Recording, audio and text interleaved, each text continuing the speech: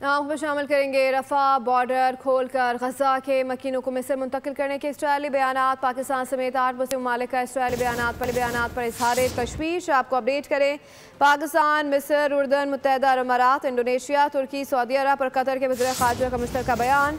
8 मुस्लिम ममालिक फ़लस्तीनी अवाम को उनकी सरजमीन से बेदखल करने की कोशिश को क़तई तौर पर मुस्तरद करते हैं। इस हवाले से मज़ीद जान लेते हैं नुमाइंदा ख़ुसूसी सलमान अवान से। जी सलमान, बताएगा मज़ीद क्या कहा गया है 8 मुस्लिम ममालिक की जानिब से?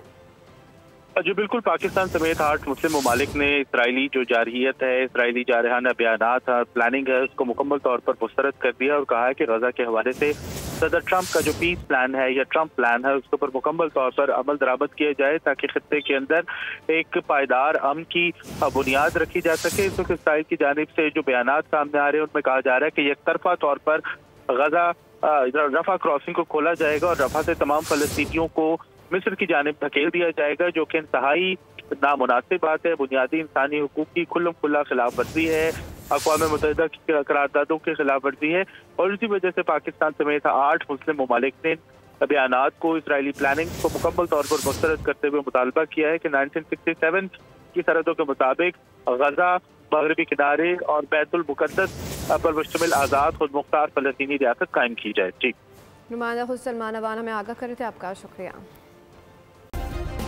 सब्सक्राइब करें और बेल दबाएं ताकि कोई खबर रह न जाए।